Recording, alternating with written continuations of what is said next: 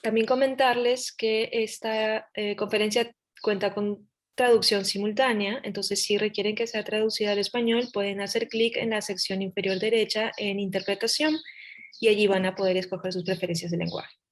Gavin, please, if you want to share your screen or something. Yeah, I'm going to try and share my screen now. So, Okay. Share the screen.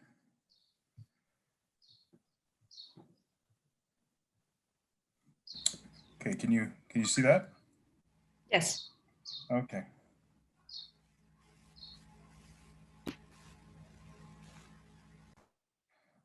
So I can start, yeah? Of course, please. Thank you. Okay, so thank you for the invitation, Giselle. I carry out research mostly, well, on artisanal and small-scale mining, but mostly in sub-Saharan Africa. And I've been asked to talk about the relations between small-scale miners and large-scale miners. We're often dealing with the same companies in Latin America, Asia, sub-Saharan Africa. I mean, these are giants. Don't really want to name any names, but I will. Barrick Gold, Newmont, Rio Tinto, BHP Billiton. We're dealing with the same companies across the board, and often, and I'll get into this in a second a bit more, you don't realize is that in a globalized world, we're dealing with sort of management across the board. So we can't really sort of, I guess, think about these people just being confined to one geographical space. I mean, these people are spread across the world, and these companies employ a group of mining engineers that maybe shuttle between countries, across countries, across territories. So we have to think of these multinational corporations, these multinational mining corporations as amorphous with tentacles that spread to all corners of the globe. So when you think of things like that, and you think of actually what the multinational mining company represents and what it is, it becomes very difficult, in my opinion, to really sort of tackle an issue like this. Because when you're talking about artisanal and small-scale mining, and in particular, artisanal and small-scale mining activities that we see on some of these concessions of mining companies and mineral exploration companies, it's a far more complicated matter, I think, than what people have sort of diagnosed to date. I think, as you'll see, and as you'll be able to sort of conclude from what I'm saying here, or about to say, I think what people tend to do is cherry pick, and they don't take stock of the global dynamics and the influence and reach that these multinational corporations, mining corporations have, and more specifically where their decision-making centers are located. And in most cases, those decision-making centers are nowhere close to the place of operation that tends to be focused on when it comes to I guess, weighing in on whether or not relations can be forged between small miners and large miners. I think when you're talking about Latin America, based on what I've read and what I've observed myself, there is certainly a lot of overlap and a lot of similarity. But I think it's more visible in sub-Saharan Africa because we're dealing with, I think, collectively, I mean, obviously Latin America, Sub-Saharan Africa, developing countries for sure, Asia, developing countries, but Sub-Saharan Africa is extremely poor, and it tends to be more visible, these dynamics, this sort of interface between small miners and large miners, and let's sort of, I guess, make things clear up front. In Sub-Saharan Africa and in many other parts of the world, this is an interface which policy has created. There's a lot of technical assistance that's been administered by donors. There's been a lot of investment that has been pumped into developing countries that are mineral rich across the board.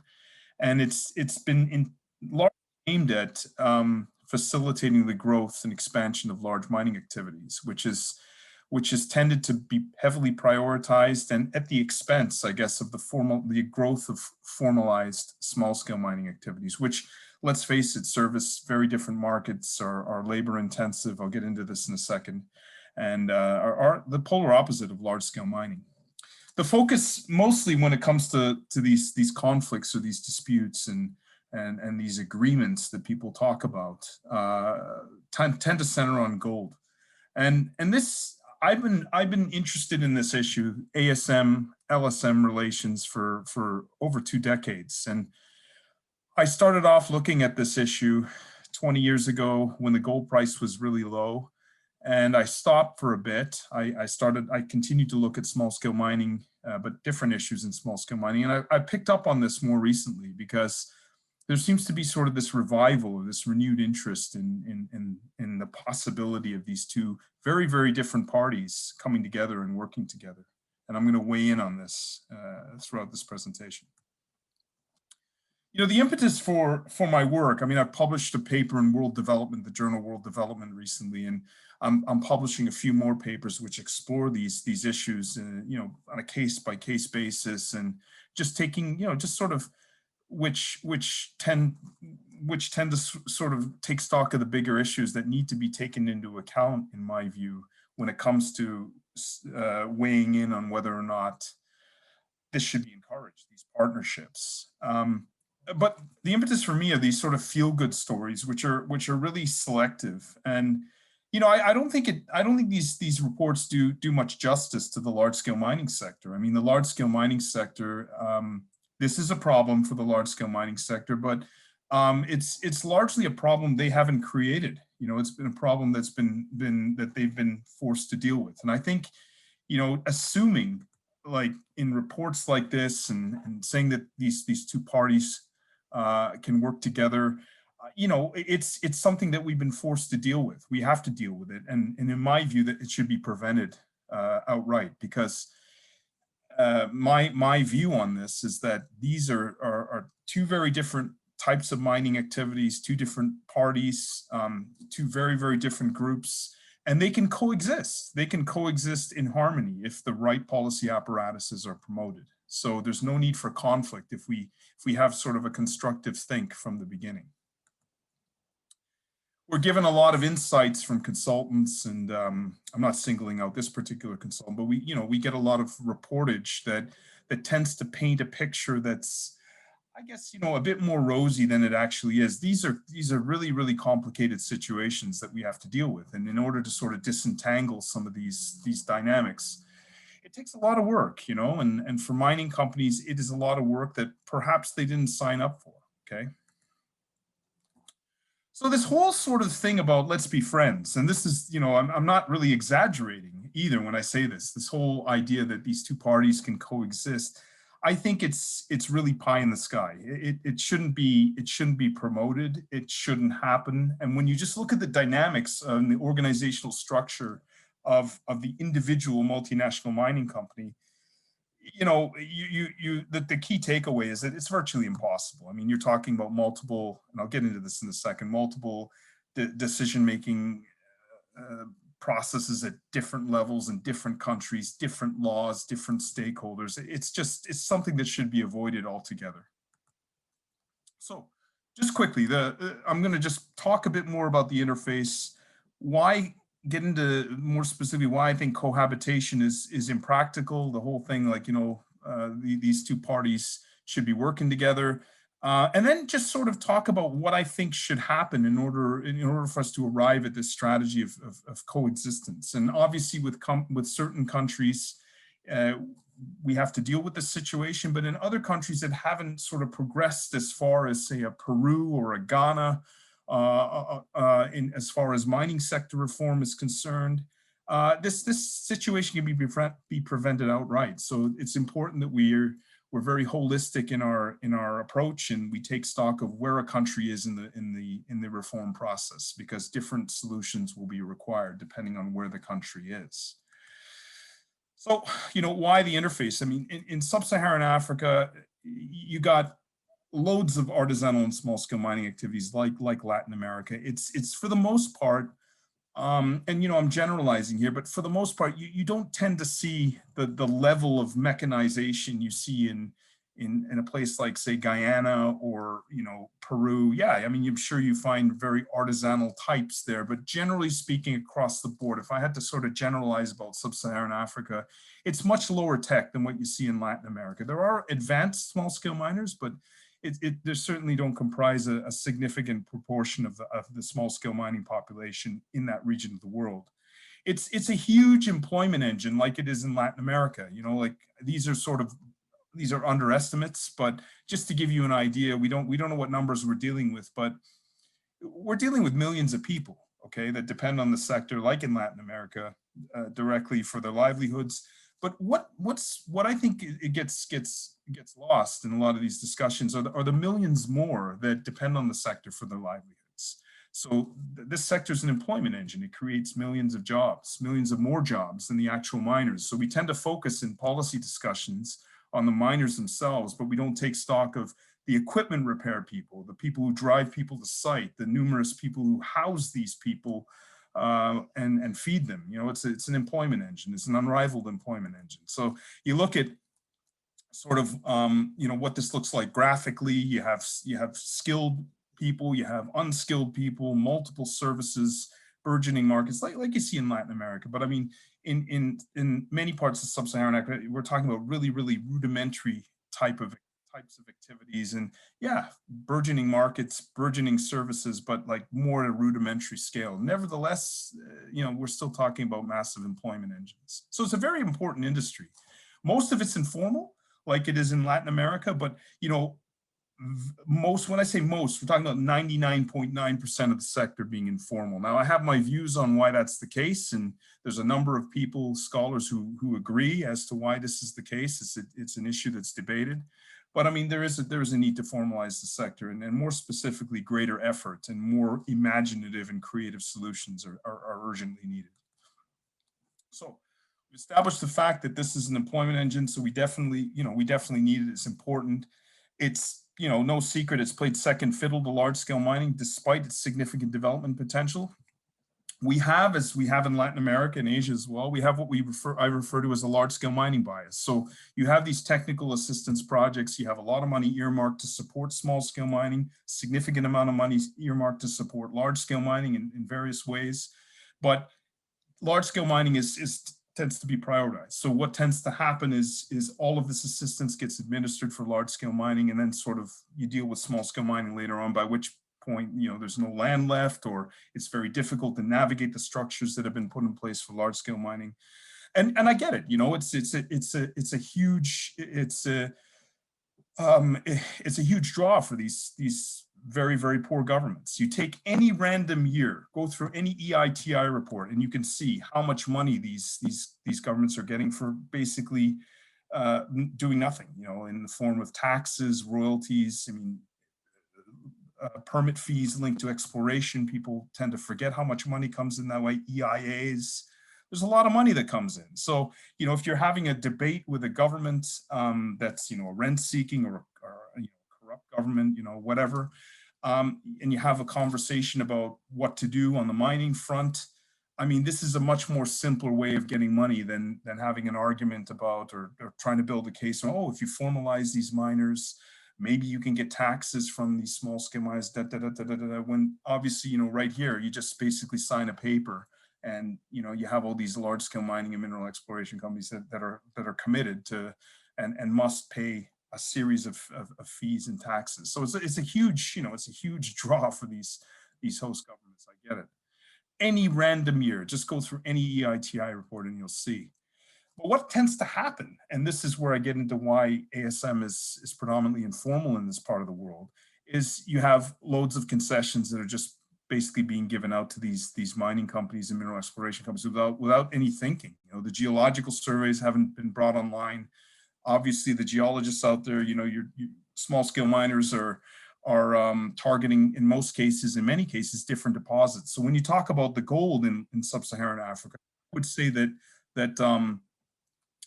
in 70 to 80% of these cases, it's a conflict over access to land and not the deposit itself. So you have all these people trying to get these alluvial deposits, access to these fracture zones, these near surface hard rock deposits that the companies aren't really interested in, but it's part of their concession. And then you have to sort of navigate that whole process if you want to extract those pieces of land from these companies. And these companies, you know, they didn't sign up for this. So I understand, but this is what you're dealing with. You're dealing with these territories that are basically concessioned out to companies. It's very difficult if you're a small scale miner to get a license because there's simply no land left.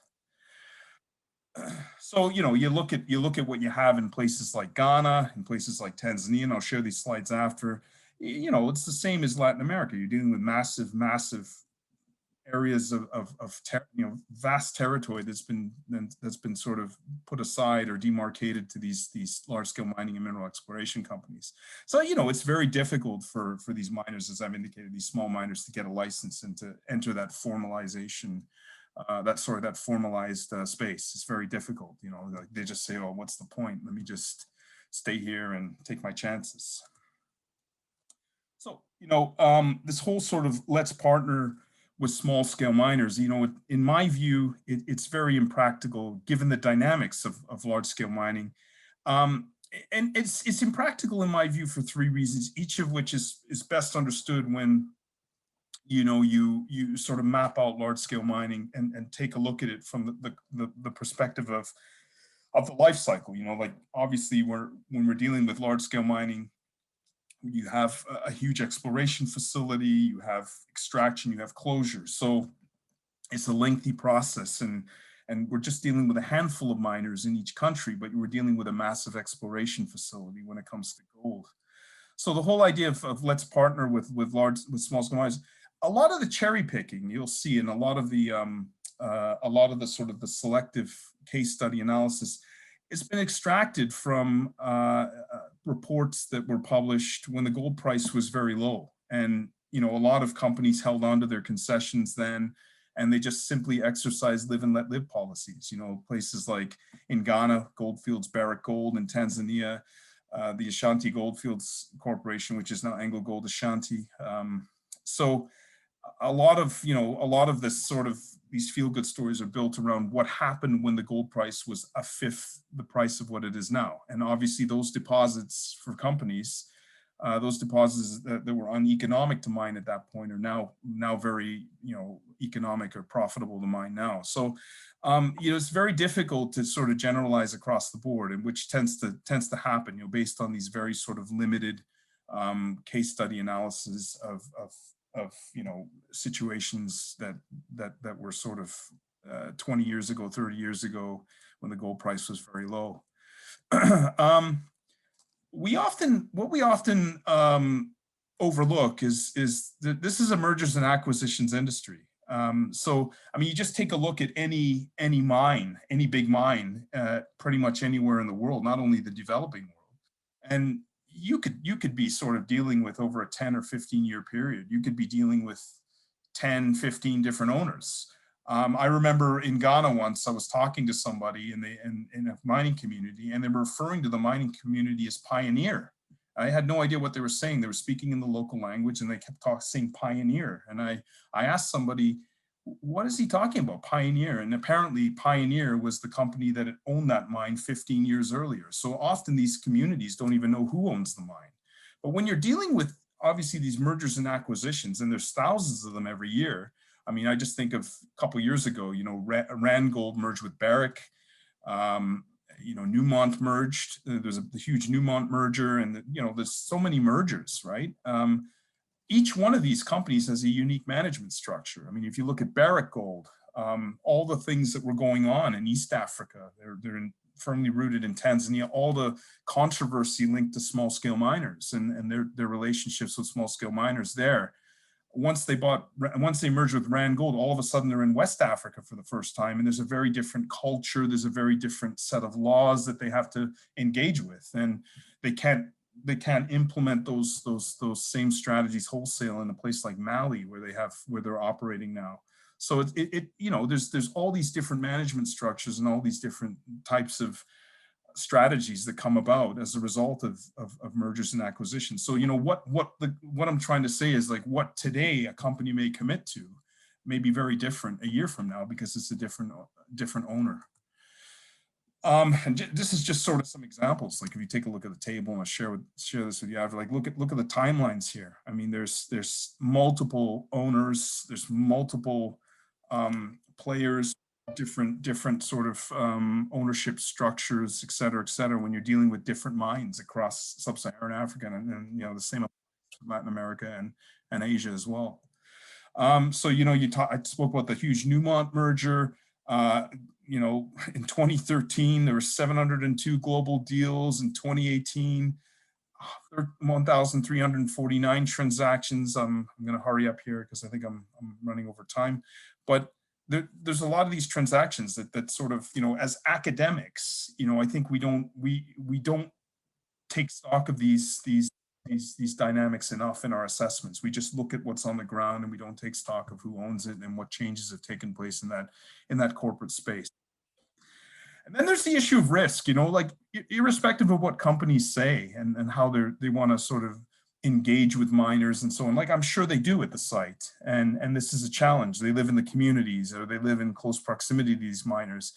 In every single report that you see, large-scale mine sustainability report, annual report, I mean, small-scale mining is at the top, or the #1 risk that's identified. So it's still a risk. So it's very difficult to sort of reconcile this sort of risk with this sort of partnership and friends approach. It's very, very difficult to reconcile the two. And I understand that at the site that, yeah, you tend to speak to people at the site, and they have a very positive outlook on small-scale miners. They know what it takes, and they know that, okay, maybe if we release land, it's better than building them a library or building them a school as part of a corporate social responsibility exercise. But once you get to the management structures at the top in Toronto, in Denver, in London, or wherever it is, there's a very different view. You know, often the people, the shareholders, the board of directors, they've never been to a mine. So it's very, very different. And they just can't understand how releasing a bit of land for small scale miners and formalizing that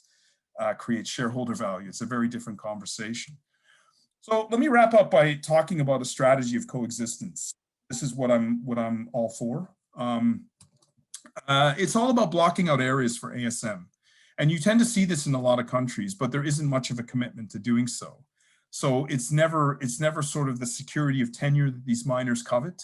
You need to block out areas like in places like Mozambique and Ghana and the DR Congo, written in the law, or sort of there's I guess an understanding. If a mining company wants that piece of land, then it's theirs to have. So for the small scale miner, you know, you're sort of breeding informality. You know, why would the small scale miner buy into that process if in the end he or she is going to be thrown out on the street again? So, you know, the architecture is there, the strategies are there. Let's block out areas, but there isn't much of a commitment. And this is where the donors can come in. And I'll get into briefly a case of Mali, wrapping this up, and to sort of illustrate how this can really be made a reality. It's reactive, not proactive. In many cases, you tend to see, like in places like Ghana and Tanzania and the Congo, there's no active sort of commitment to get the geological survey to sort of delineate these areas. Let's determine what's an alluvial, where the alluvial deposits are, block those out, where the fracture zones are, where the near surface deposits are that the miners, small scale miners are going to work, that the large scale miners are unlikely to be interested in.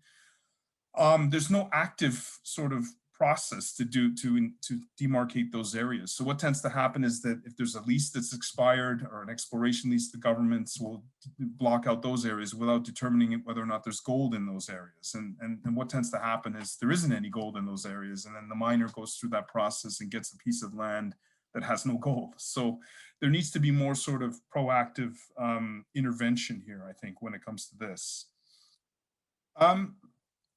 You know, this is difficult, you know, equally prioritized these two sectors, and it's not an even playing field, let's face it. But I think for new reformers, like say the Malawis of the world, to some extent Mozambique, maybe Mauritania, and other parts of the world, some, you know, Mongolia, some of these new reformers. I think there's a real opportunity to really take stock of what can happen when you look at a place like Ghana, or to a large extent DRC, and what happens when you're not proactive and engage with small-scale miners in the beginning of the reform process. All these conflicts come about. So, you know, if we ring fence areas, if we're able to support miners in the beginning, small-scale miners in the beginning, with a view towards obviously encouraging growth of the large-scale mining sector, that sort of lays the foundation for this coexistence.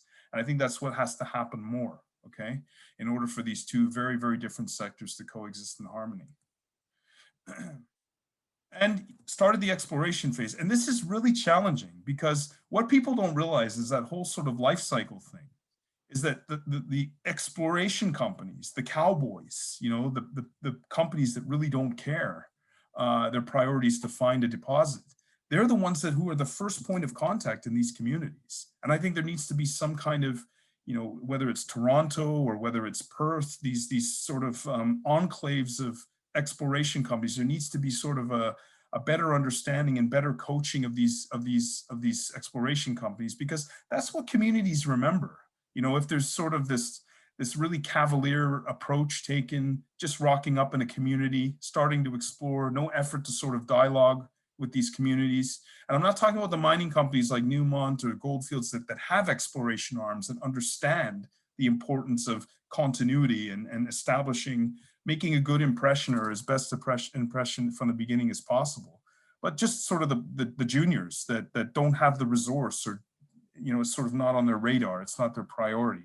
And it's not their fault. It's just that, again, it's not their priority. So I think there needs to be more coaching at that phase. And this is where the ASM stuff should start, you know. We need to have more of a presence at PDAC and some of these, you know, Africa Down Under, and some of these, you know, and in Mining Indaba, like these conferences which sort of focus on small scale mining, but sort of talk about how things need to happen in the exploration phase. Creating corridors, and a good example is Mali. I mean, this is such an interesting, and I'll leave this with you as sort of food for thought, because this is the silver lining, I think. I mean, you look at Mali, and I just got back from Mali 2 days ago. I'm quarantining for 5 days, but I just got back from Mali. I have a project there. Mali is at the bottom of the Human Development Index. There's a coup there, it seems, every month. I mean, it's basically a country where there's zero governance. And you look at the mining sector, and the mining sector is functioning, and it's continued to function sort of unimpeded through these ridiculous political dynamics.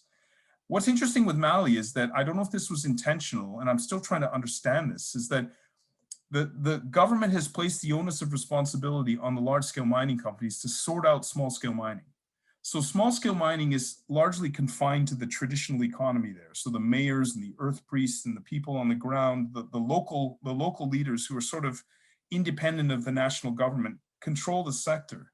So if you want to scale up as a large-scale mining company from exploration to mining, you are required to sort these miners out. And what happened in 2018 is there was a big mining sector governance project launched by the World Bank, which emphasized the creation of these corridors. So it made and in effect pushed forward a directive that the government has passed to make it a requirement of these mining companies, each one of these mining companies, to create at least one of these corridors for small scale miners.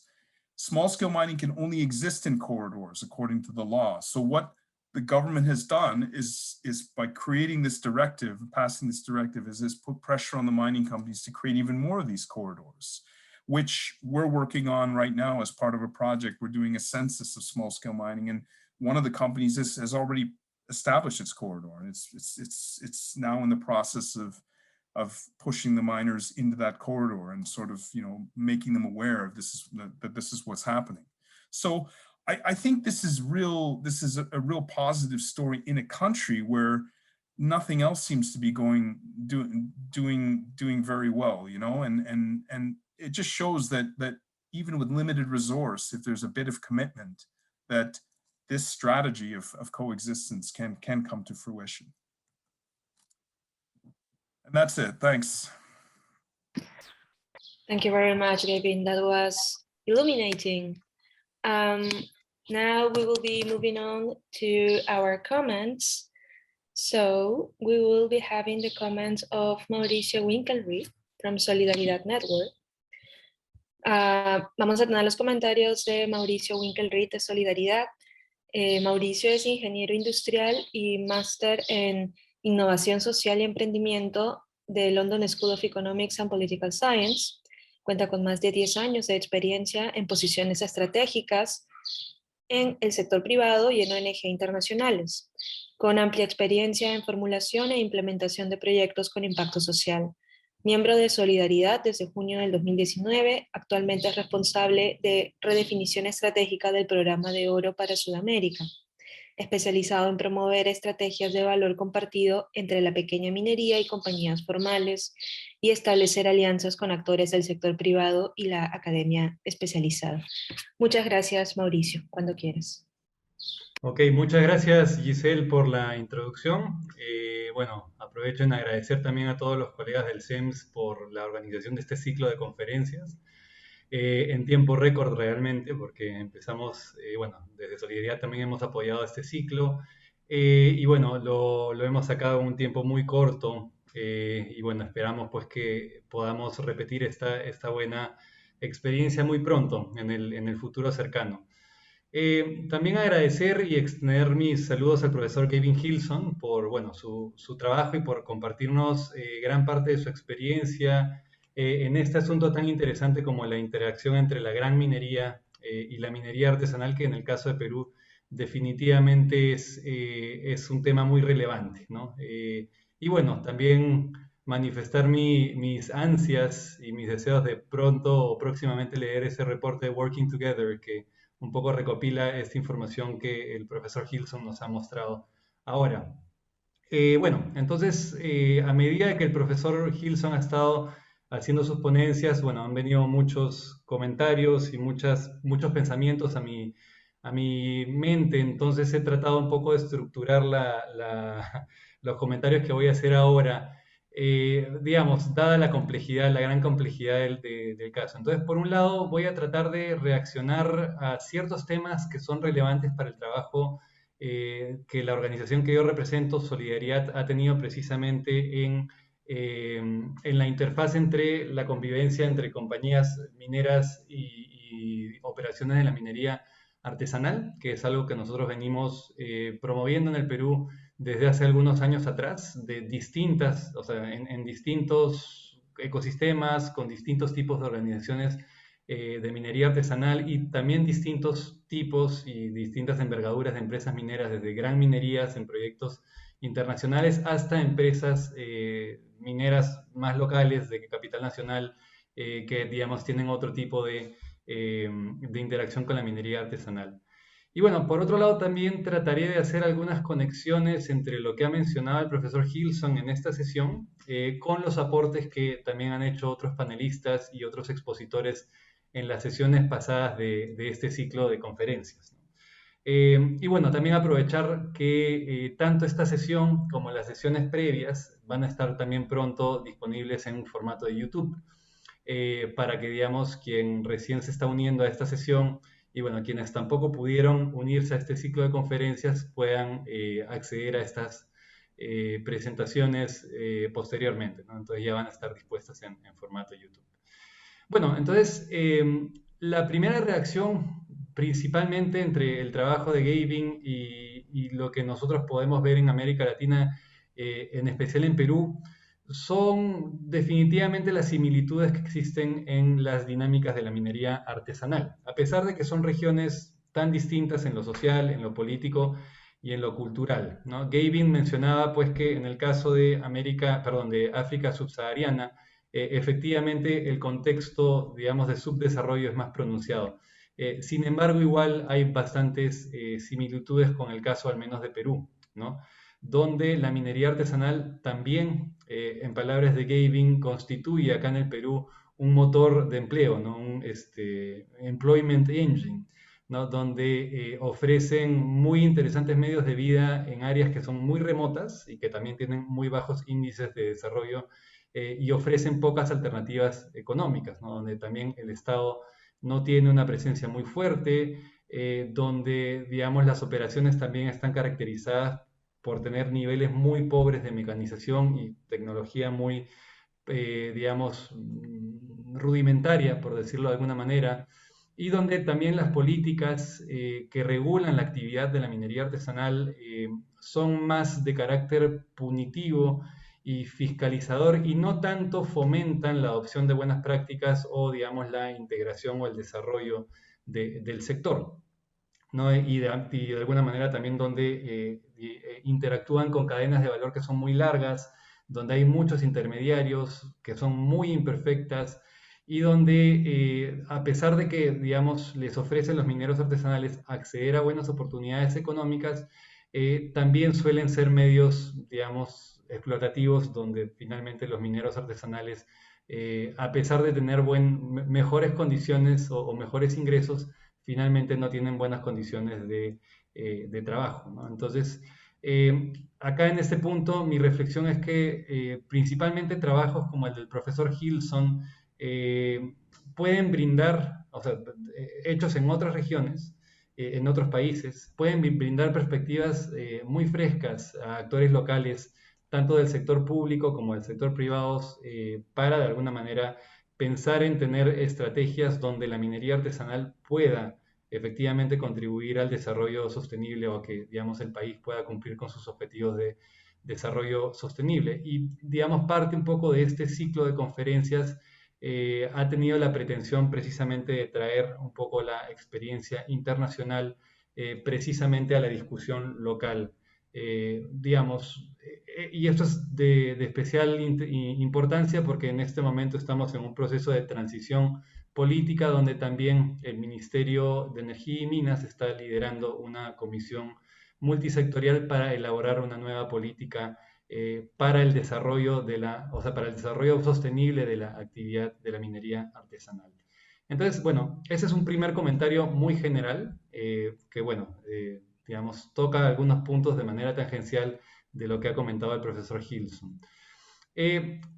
La segunda reacción tiene que ver también con un tema al que el profesor Hilson ha hecho mención también de manera indirecta en esta ponencia, pero digamos es parte también del trabajo que él ha promovido, especialmente también con otro panelista que fue parte de este ciclo de conferencias, James McQuilken, que participó en la primera sesión, ¿no? Un poco pensando en cómo es que las leyes y las normas públicas no terminan de comprender la complejidad de la actividad de la minería artesanal, ¿no? Y sobre todo el potencial para el desarrollo sostenible que tiene esta actividad, ¿no?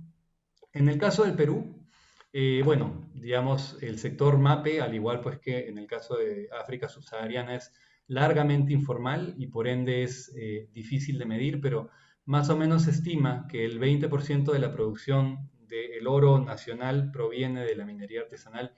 Y en el caso del Perú, estamos hablando de un mercado de alrededor de 1.5 billones de dólares anuales. Entonces, el potencial que tiene este sector es bastante amplio, ¿no? Se estima que en el Perú existen entre 200.000 y 300.000 mineros artesanales que eventualmente podrían, digamos, ser integrados en la economía formal. Y el proyecto Planet Gold, de hecho, estima que existen más de 1 millón de familias en el Perú que dependen directamente de la minería artesanal, ¿no? Nuevamente acá traer este tema que Gavin mencionaba en su exposición de que la MAPE es un motor de generación de empleo masivo, ¿no? Y esto se ve, digamos, en el potencial social que también tiene en el Perú. Pero también, desde luego, digamos, tiene, al ser, digamos, muy informal, efectos negativos, y de acá pues podemos mencionar la deforestación que había en áreas amazónicas, y digamos el uso del mercurio, donde se estima que un poco más de 140 toneladas de mercurio se usan en el sector todos los años, ¿no? Entonces, acá estamos frente a un sector que, digamos, tiene un potencial de impacto hacia el desarrollo sostenible muy amplio, pero digamos que en este momento por quizás falta de leyes que puedan liberar ese potencial, el efecto, digamos, es negativo hasta el momento, ¿no? Entonces, hoy por hoy en el Perú tenemos una serie de normas aisladas, que en algunos casos son contradictorias, algunas que regulan la comercialización, la interdicción de operaciones ilegales, el uso de ciertas sustancias, en algunos puntos digamos, regulaciones para probar el origen del oro. Y también hay ciertas regulaciones que, bueno, la más importante de todas es la que promueve la formalización, que ha estado, digamos, vigente, o bueno, que tiene antecedentes desde el 2002 y ha tenido revisiones importantes en el 2012 en el Perú, en el 2016, y que, bueno, últimamente también ha tenido bastantes prórrogas y extensiones, ¿no? Donde de alguna u otra forma todavía el sector sigue en esta transición medio que indeterminada desde la informalidad hacia la formalidad, donde, digamos, en este momento todavía el potencial de desarrollo sostenible permanece, pues, digamos, todavía dormido, ¿no? Y de hecho acá quisiera hacer también algunas conexiones con los comentarios que hacía el profesor Marcelo Veiga en la última sesión, ¿no? Que hablaba un poco de esta idea de que la formalización, para que sea, digamos, digamos, una estrategia hacia el desarrollo sostenible del sector, tiene que venir pues con educación, ¿no? Con educación, con capacitación, y es algo que todavía, digamos, la política pública actual o, digamos, las normas y las leyes actuales no toman en consideración. Entonces, bueno, esa es la segunda reacción. Y bueno, la tercera y última, que ya tiene que ver pues con el tema específicamente que el profesor Hilson ha mencionado en esta ponencia, tiene que ver pues con el relacionamiento entre la minería artesanal y la minería convencional. Bueno, que en el caso del Perú estamos hablando de la gran, pero también de la mediana minería, ¿no? Entonces, sí, tal cual. Gavin Hilson, el profesor Hilson mencionaba pues que la minería artesanal ha tocado como el segundo violín, el second fiddle to large scale mining, ¿no? Como la segunda guitarra frente a la minería de mayor escala. Efectivamente, en el caso peruano también, o sea, las políticas han tenido cierto sesgo a fomentar el desarrollo de proyectos mineros de mayor envergadura con respecto pues, a las operaciones mineras artesanales, ¿no? En el caso del Perú, la gran minería, digamos, el rol que ha tenido la gran minería ha sido fundamental para el crecimiento económico del país y, digamos, ha tenido un espacio protagónico en el debate público y en el debate político de las últimas décadas en el Perú. Mientras que el crecimiento de la minería artesanal ha pasado pues largamente desapercibido. Y me refiero a la minería artesanal incluso que puede hacerse en áreas permitidas, ¿no? No a la minería ilegal. Entonces, en consecuencia, hoy día tenemos pues un marco político donde, o de políticas públicas o normativas, donde únicamente el 4% de los mineros que están inscritos en el proceso de formalización actualmente en el Perú, digamos, son titulares de las concesiones mineras que ellos, digamos, explotan. En el Perú, al igual que en el caso de África subsahariana, también es difícil obtener estas licencias, ¿no?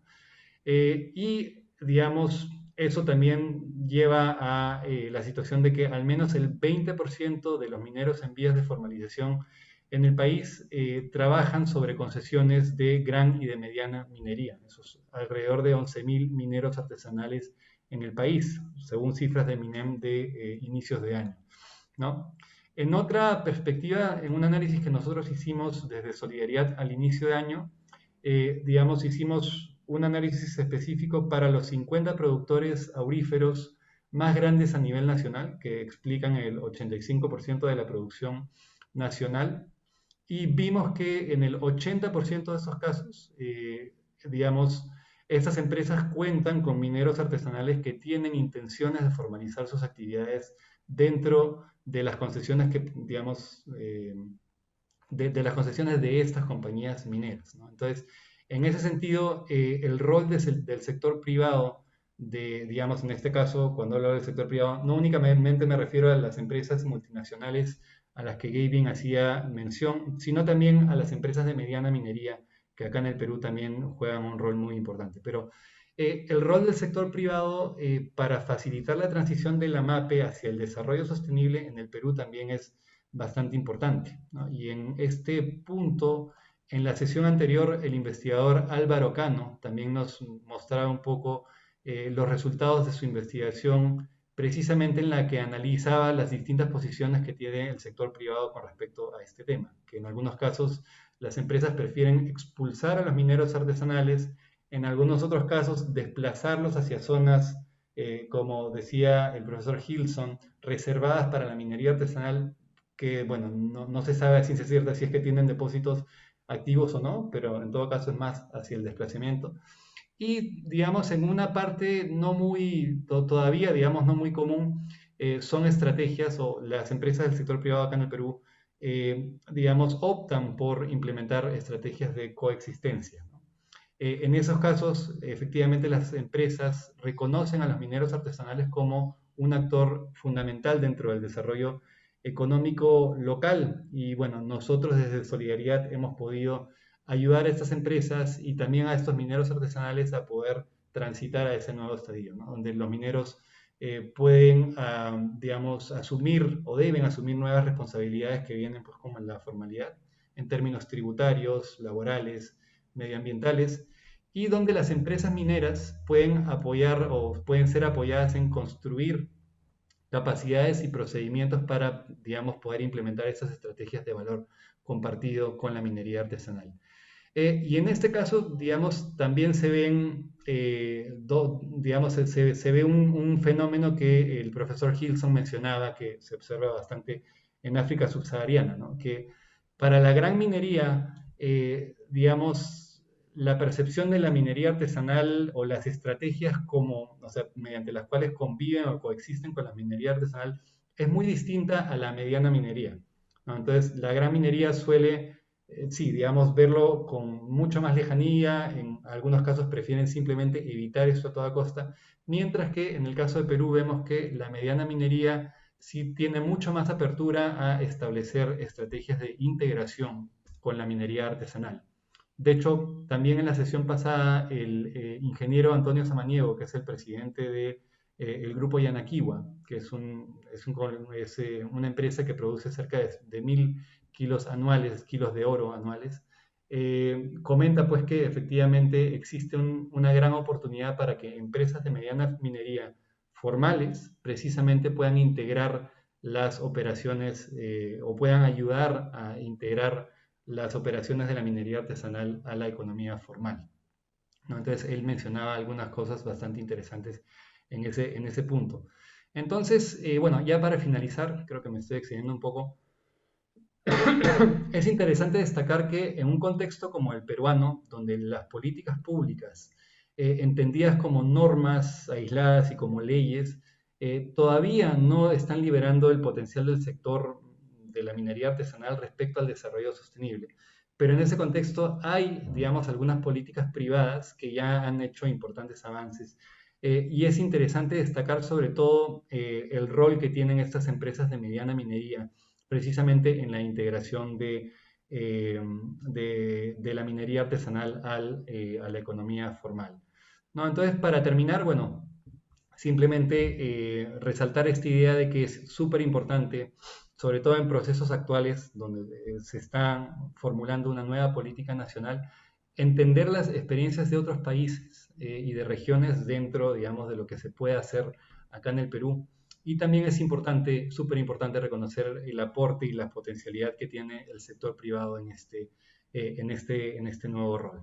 Así que bueno, con eso concluyo. Nuevamente agradecer al profesor Hilson por su ponencia y por compartirnos parte de esta experiencia, y también a los colegas del CEMS por organizar este ciclo de conferencias. Así que muchas gracias.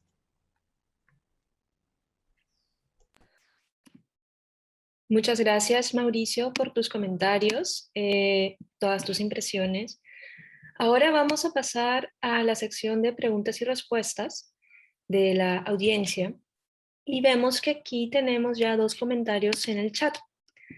Quisiera invitar a las personas que los han planteado a elaborar sus preguntas. Por favor, si pueden encender sus cámaras, los voy a llamar. Primero a Marita Ahumada.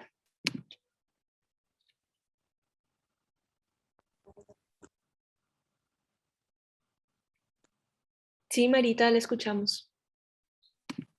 Buenos días. ¿Qué tal?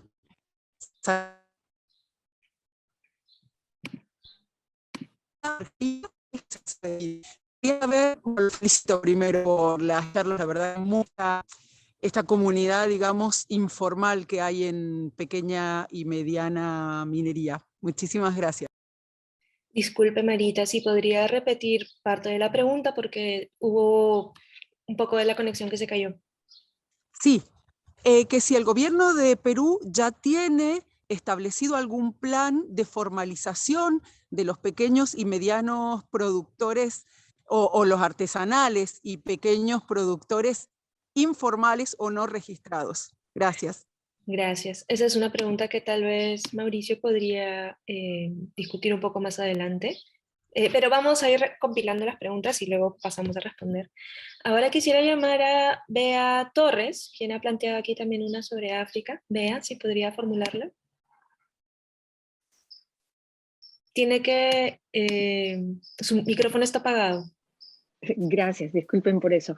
Quería preguntarles si qué es lo más conveniente para Gavin, si que sea la pregunta en castellano o en inglés, por favor.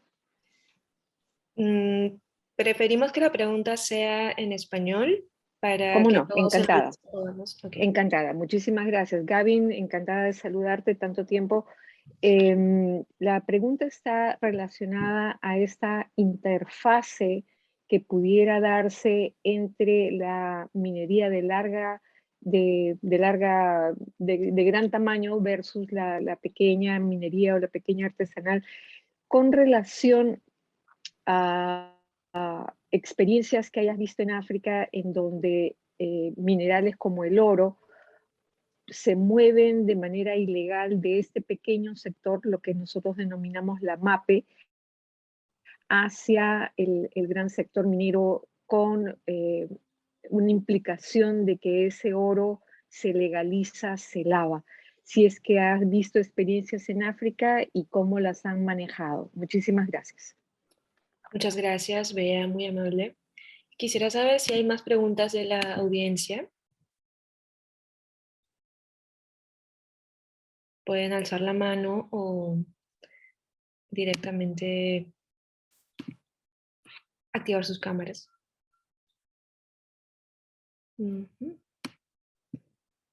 Ok. En ese caso, a mí me gustaría plantear una pregunta. Gavin, en tu presentación comentaste que la creación de áreas puede ser una adecuada estrategia para acomodar o hacer espacio para la pequeña minería, pero me gustaría saber en qué medida la creación de áreas forma parte de una mirada propositiva del Estado o forma más bien de una mirada que trata de restringir la expansión de la pequeña minería. Y si es que este tipo de motivación tiene algún tipo de consecuencia en el tipo de apoyo que brinda el Estado después al desarrollo de la pequeña minería en estas áreas.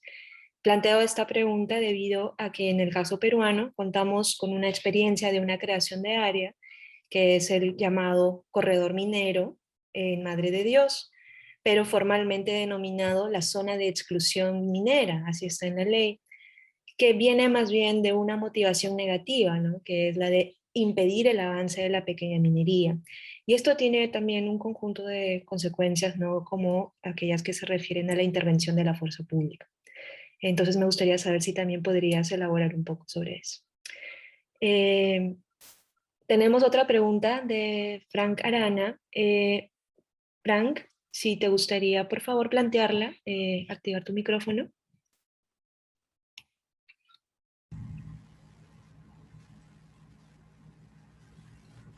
Hola, ¿qué tal? Buenos días. Sí, he escuchado atento a las presentaciones y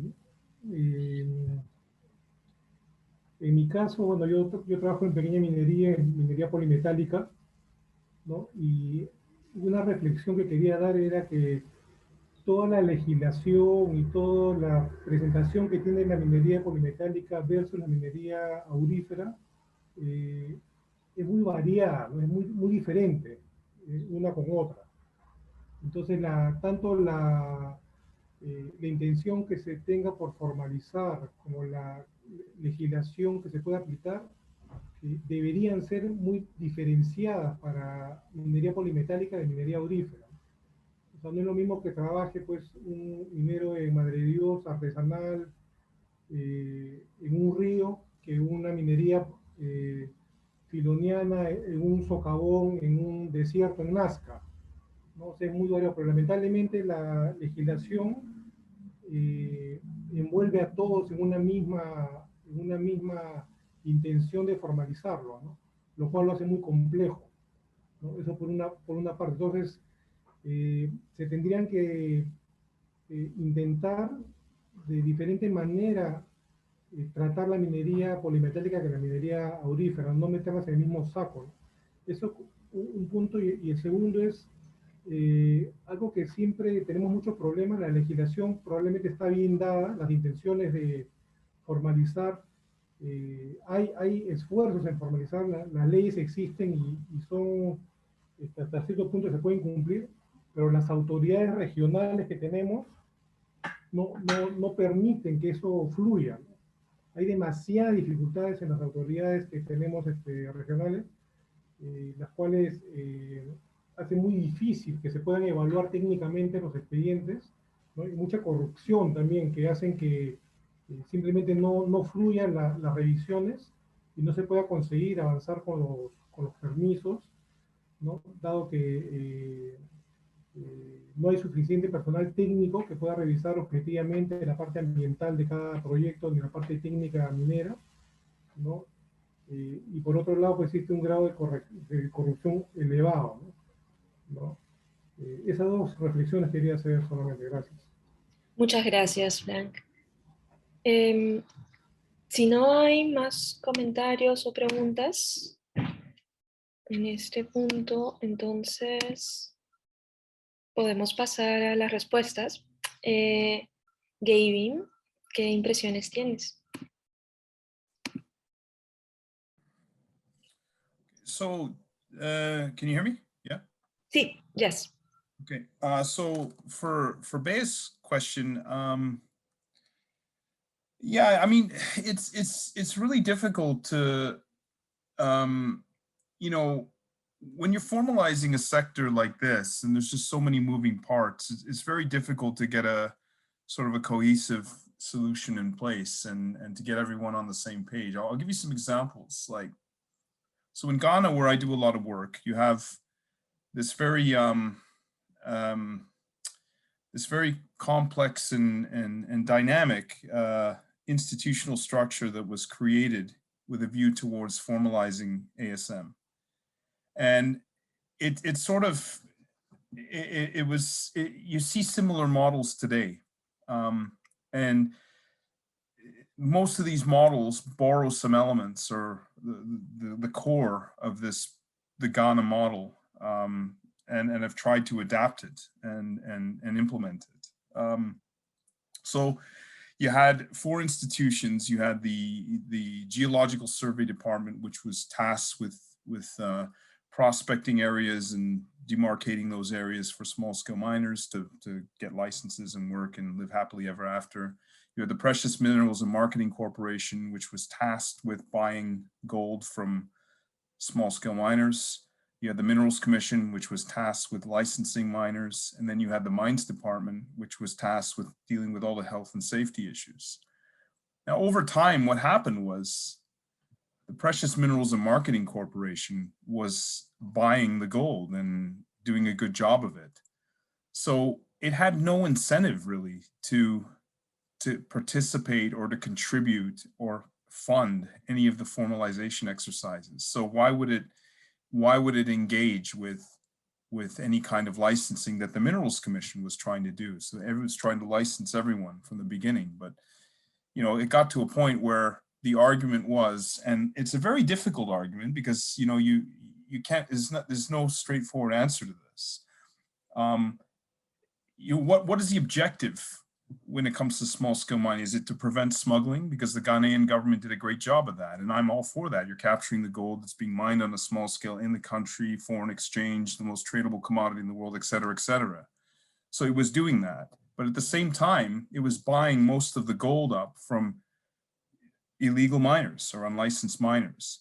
So when you look at the sort of the food chain, the small scale mining food chain or the ecosystem, it remains quasi formal or largely informal, and it's really crazy because there's no straightforward solution, as I've indicated. I'll give you another example. Like if you look at Tanzania, in 2012 they passed a law, and that law was they made an amendment to the mining law. And there's since 2012 there's been a smelting and processing license. So you actually go to remote Tanzania and you see these dudes that have built a small vat leaching facility with that costs like between $500,000 and $1 million, and they know how to use cyanide. They're trained. Most of them are mining engineers. So anyone can rock up at that facility and process their gold. So the question is, where do you think these people are coming from? Where are they getting their gold from? They're clearly getting their gold from concessions, or they're getting bags of gold illegally. And obviously the Tanzanian government is issuing these licenses knowing that this is happening. So it's a structure that's bizarre. You have all these, and then it gets back to sort of the fair trade traceability argument, which is how do you trace that to the source? If you want to be a jeweler that tells your consumer that, look, this is where the gold is coming from, you can't get beyond the vat leaching facility because they don't know where they're getting their gold from. And this isn't sort of unique to gold. It's happening with cobalt, it's happening with tantalite, all kinds of minerals in Africa. So sort of to go back to your question, is this happening? It is, but it's sort of bizarre in Africa because it's sort of endorsed by governments because they're implementing all these laws knowing that this stuff is happening, and they're behaving this way knowing that this stuff is happening. So I don't know if that sheds light on some of your queries, but that's sort of what's happening there. This is what makes it so difficult to formalize things in sort of a very textbook kind of way. So you get all these sort of toolkits on how to formalize, and this is what has to happen. But like you look at what's going on, and it's like, every single institution is out for itself. To go back to your question, Giselle, on these corridors.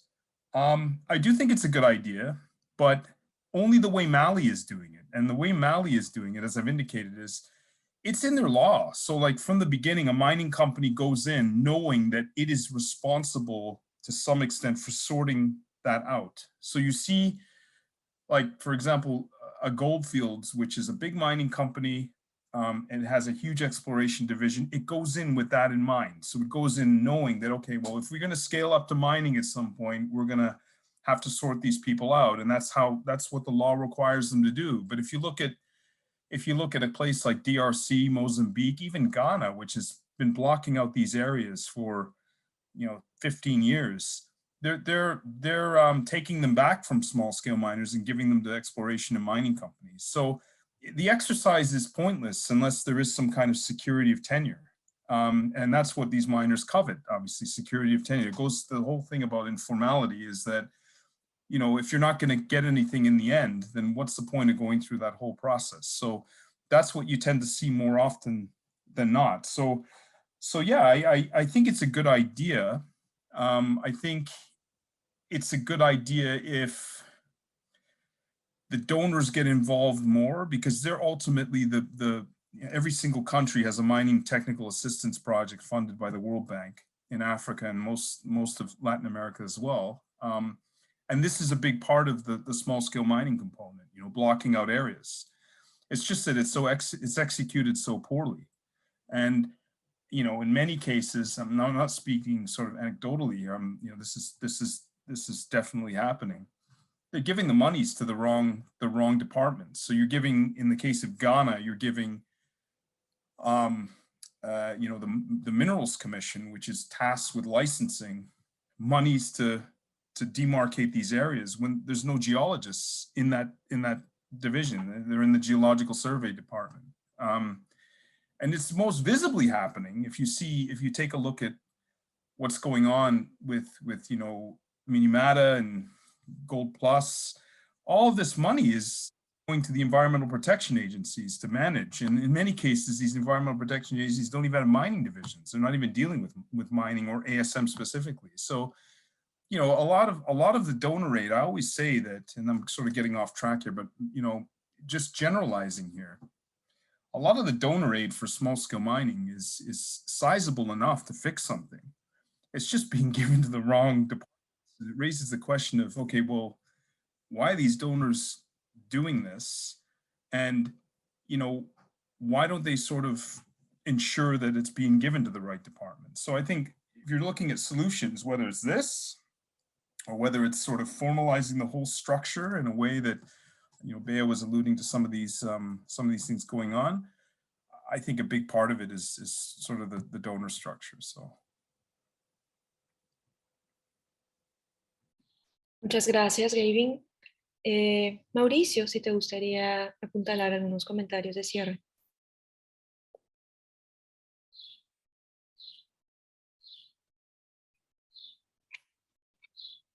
No te podemos oír todavía. Ok, perdón, tenía la traducción simultánea, se me hizo todo un enredo. Bueno, había un comentario que hacía la señora Marita sobre el proceso de formalización. Bueno, mencioné que en el caso de Perú, pues es una iniciativa que se tiene desde el 2002, efectivamente, y que ha tenido algunas variantes importantes a lo largo de estos años.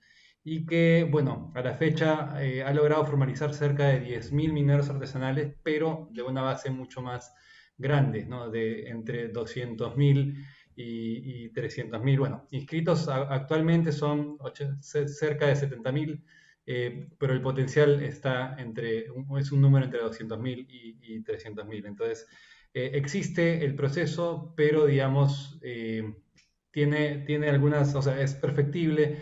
Y precisamente en este momento lo que viene haciéndose es que, como mencionaba, digamos que el Ministerio de Energía y Minas está liderando este grupo multisectorial para elaborar una nueva política para la pequeña minería y la minería artesanal, ¿no? La cual busca precisamente fomentar las condiciones para el desarrollo sostenible en el sector, o digamos para fomentar a que los productores y las productoras de la minería artesanal puedan hacer minería de manera social, ambientalmente sostenible y, digamos, de manera económicamente viable también. Y parte un poco de este nuevo enfoque es definitivamente mejorar el acceso a la titularidad en las áreas de las labores de la minería artesanal. Es también un poco mencionar o bueno, atender lo que decía el señor Frank Arana, ¿no? Generar un mucho mejor conocimiento de la actividad. Él mencionaba pues las diferencias entre la minería polimetálica y la minería aurífera. También hay diferencias entre la minería aluvial y la minería filoniana o de socavón, que actualmente no están siendo reconocidas en el cuerpo normativo, y que, digamos, la nueva política busca precisamente entender esas diferencias para poder brindar mejores servicios en ese sentido, ¿no? Para que el Estado peruano pueda brindar mejores servicios de acompañamiento hacia ese punto, ¿no? Hacia, digamos, una forma de minería más responsable. Y bueno, también mejorar el acceso de la minería artesanal a cadenas de valor formales, tanto en lo global como en lo local, ¿no? Que también es un enfoque muy importante digamos, en esta nueva política que está por elaborarse. Entonces, solamente añadir eso, Giselle. Muchas gracias, Mauricio. Entonces, si no hay más dudas o más comentarios, con esto vamos a concluir la serie de conferencias sobre la MAPE para el desarrollo. Mauricio, si te gustaría ofrecer algunas palabras de cierre en nombre de Solidaridad. Sí, bueno, muchas gracias nuevamente, Giselle. Gracias a los colegas del CEMS precisamente por, digamos, lo mencionaba al comienzo, por conseguir expositores, conseguir a panelistas tan, digamos, de tan buena categoría y poder organizar este corto ciclo de conferencias, pero creo que ha sido bastante intenso y bastante interesante, y que, digamos, es muy oportuno precisamente por lo que mencionaba, ¿no? En este momento estamos, o sea, el sector está hacia la transición digamos, o mejor dicho, elaborando esta nueva política multisectorial, y es precisamente en este proceso donde es muy importante poder tener, digamos, acceso a otro tipo de experiencias que se han dado a nivel global, poder tener acceso a el trabajo de investigadores tan importantes en el sector como Gavin Hilson, bueno, que nos acompañaba en esta sesión, James McQuilken nos acompañó en la primera sesión, estuvo Natalia González de Alliance for Responsible Mining, la Alianza por la Minería Responsable, en la segunda sesión. Pudimos también conocer un poco más de la experiencia de ENAMI, precisamente en Chile, que, digamos, es una empresa estatal que precisamente trabaja muy bien el tema de la integración y del fomento de la pequeña minería.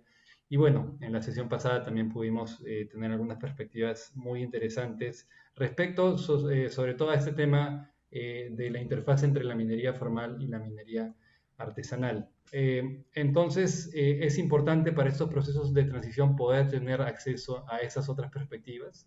Y bueno, en ese sentido, desde Solidaridad, pues estamos, digamos, honrados por participar y por poder, digamos, promover ese tipo de discusiones, y esperamos que muy pronto, digamos, en el transcurso de algunos meses, podamos volver a tener quizás una segunda edición de este ciclo de conferencias. Y bueno, como decía también, comentarle a los participantes que las grabaciones y, digamos, el contenido de este ciclo de conferencias va a ser puesto a disposición en formato de YouTube para que puedan verlo después cuando ver las grabaciones de estas sesiones después cuando ya puedan tener un poco más de tiempo, y bueno, también los documentos asociados a este ciclo de conferencias van a ser compartidos por correo.